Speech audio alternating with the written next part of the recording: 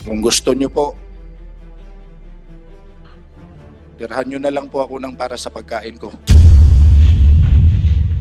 Babala po ito sa inyo. Huwag kayong masyadong malapitin sa mga babae. You will be assigned in different stations and you will be tempted. Lalo na pag may mamit kayo maganda, sexy. So, wag naman kayo masyadong playboy. Kaya I suggest and I urge you to be loyal and faithful to your wives. Usap man tayo na from 65 to 50. Gusto ko nga in writing yun. Sabi mo nga 50. Tapos gusto mo, sabi mo hindi mo kaya hanggang bumaba ka pa nga ng 30. We mentioned the amount. Please, wag ka naman magsinungaling. Usap man tayo na from 65 to 50. Gusto ko nga in writing yun. Sabi mo nga 50. Tapos gusto mo, sabi mo hindi mo kaya hanggang bumaba ka pa nga ng 30. We mentioned the amount. Please, wag ka naman magsinungaling. Please, ma'am, proceed. Salamat kayo, Mr. Chair. I'm glad to hear the General saying now that he is willing to heed the advice of the committee. But I just have to make it of record, Mr. Chair, nagugulat po talaga ako na sinasabi ng General na hindi siya aware sa amount.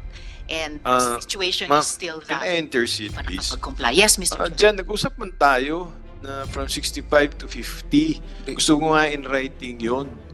Sabi mo nga 50. Tapos gusto mo, sabi mo hindi mo kaya hanggang bumaba ka pa nga ng 30. We mentioned the amount. Please, wag ka naman magsinungaling. No, sir. Tinutulungan na nga kita. Sir, if I may, Yung tama yung sinasabi ni Senator Ontiveros na hindi ito proper venue. Pero alang-alang na lang yung humanitarian, especially Senator Villar, pambihira naman bibigyan mo ng 2,000 yung anak mo. Your- 2 anak.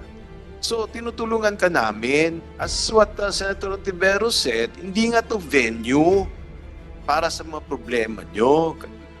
Yun. Tapos sasabihin mo na walang amount, pambihira naman. Wala namang ganyanan kasi tinutulungan na nga kita. Tsaka tumawag pa si Congressman Uy, tumawag sa akin, lupitan ako, tulungan. Of course, lahat naman tinutulungan ko. Me being the chairman of Committee on National Defense, 11, 12, 13 Congress, tapos ngayon nakabalik ako sa Kongreso, talagang tinutulungan ko lahat, hindi lang AFP, lahat. Ganun. Pero ayaw mo magbigay ng 30 kasi ang sabi mo, baka gagamitin sa korte. Yun Your Honor, Diba? if I may, Sige, please. ang maalala ko po, Your Honor, yung dito na nasabi mo. Dito tayo, Yes, Your kasama si Senate President. Yes, sir, Your Honor. Oh. Ang nabanggit niyo po was 30. Yun po ang pumasok sa isip ko po. Sorry po kung nagkamali ako sa pagdinig. Kayo po nakiusap na 30 lang.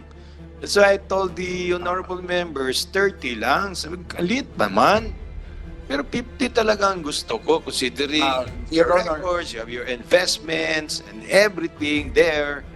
Kaya naman. if I heard you wrong, Your Honor, I submit to that. And again, I'm sorry because what I really understood was that the amount was 30. So, but again, I am very much willing to submit to that agreement, and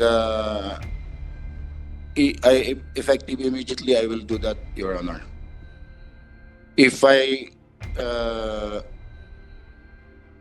sana po, the Honorable Committee would consider my appeal. It's just perhaps there was a miscommunication or misunderstanding on my part because at that time, Your Honor, medyo, kung maintindihan lang po, bothered din po ako. But again, I did not intend to commit any yung pagsisinungaling. Wala po akong intention na lukuhin ang itong Honorable Committee. Kung kinakailangan po or dahil nga po sa sabi, 50% of my base pay, I am willing to submit to that, Your Honor. Senator Tiveros. Salamat kayo, Mr. Chair. In general, I've been shown just now yung kopya nung sulat ninyo sa aming chair, committee chair, kung saan nakasulat dito, I declare to increase my support to my children to 15,000 pesos for each child to be given every 15th and 30th day of each month starting this month. So, yun yung magtototal ng sinasabi nyong akala ninyong 30,000 pesos a month. Nakasulat din po dito na I am taking on this duty to support my children to the best of my ability within my means, as my monthly take-home pay is only 75,542 pesos and 78 centavos.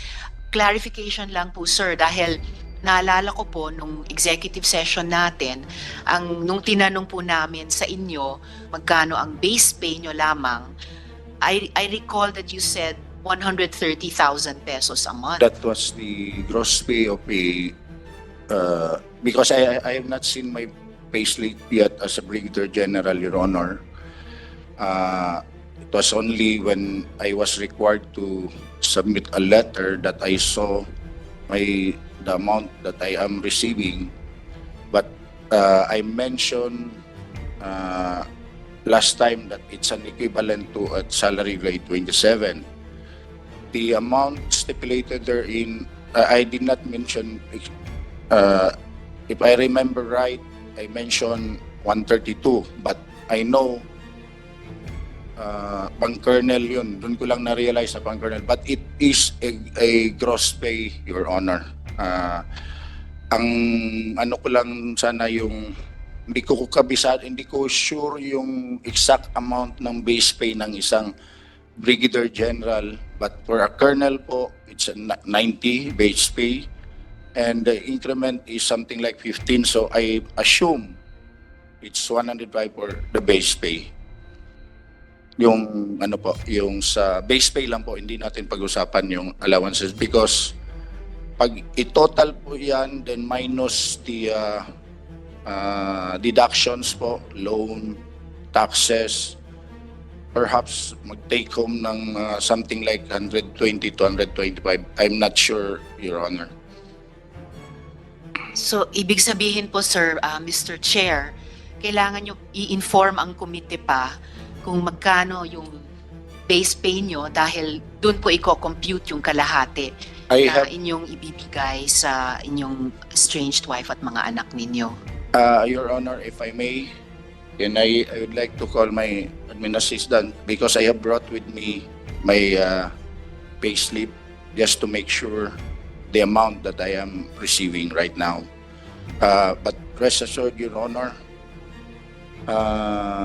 again, hindi ko talaga nakuha yung exact amount. Kung nagkamali man ako, I'd like to ask an apology to this honorable committee. But my objective is to give support to my children because they're my children.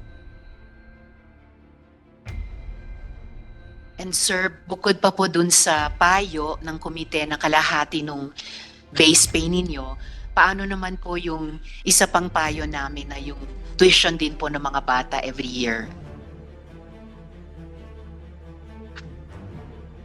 Ang pagkakaintindi ko po, kasi hindi naman po natin na diskusyonan yung details po.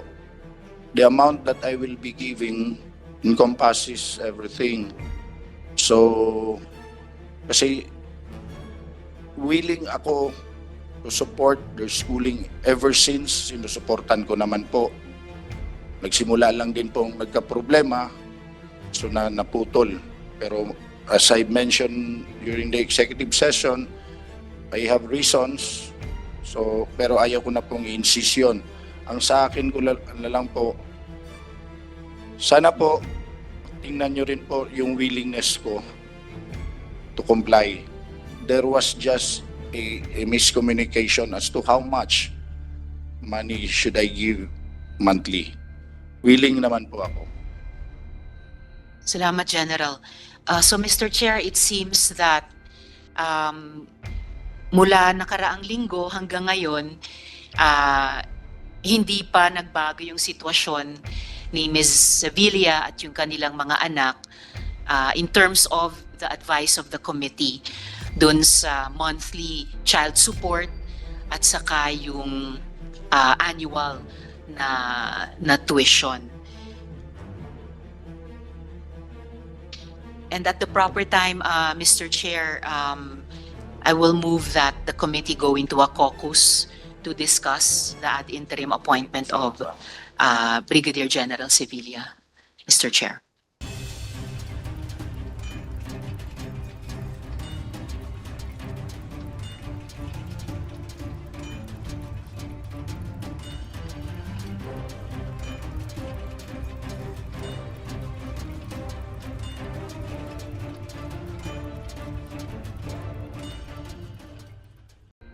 Senator Pimentel. Sorry. Eh, baka malay mo, sa sunod. Malay mo. Hindi lang anghel po ako sa inyo. Anyway, Pwede Mr. mo Chair, akong stop. Yes, Representative Pimentel. may I ask again the base pay of General Sevilla? She mentioned 90,000 ba yun? Colonel ba? General? Gen, andito po ang base pay ko po is 91,058 Okay. current po. Now, the base pay this is different from the net take-home pay. Yung po yung base pay nyo. So, magkano yung net take-home pay nyo? Wala pa kayong loan deduction? Yung talaga natatanggap po ninyo? Actually po, sa totoo lang, I'm paying insurance premiums. That's why ang take home ko na lang po is 72,544.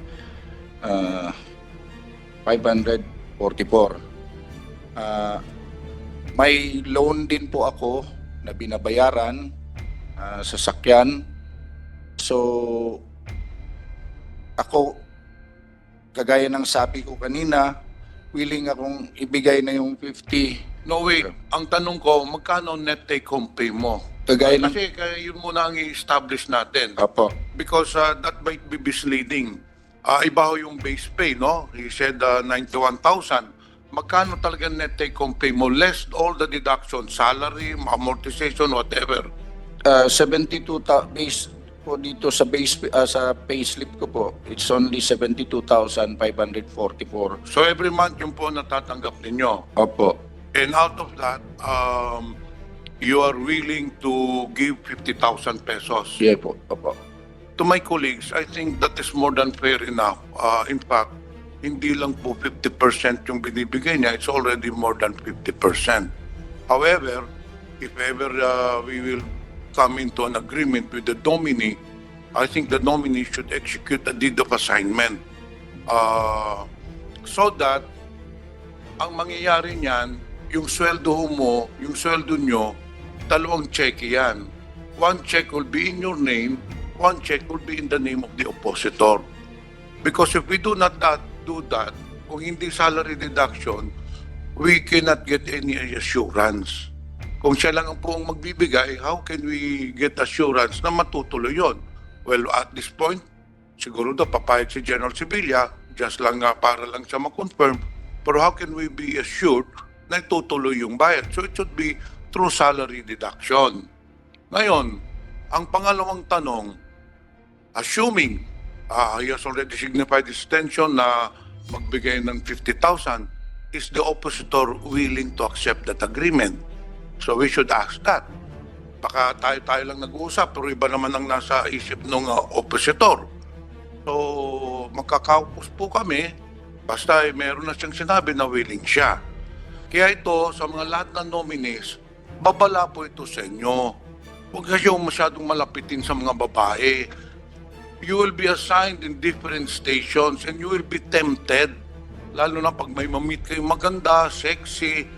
So, wag naman kayo masyadong playboy. Kaya magkakaroon kayo ng problema. Look at what happened to General Sevilla. Kaya I suggest and I urge you to be loyal and faithful to your wives. Thank you, Mr. Chair.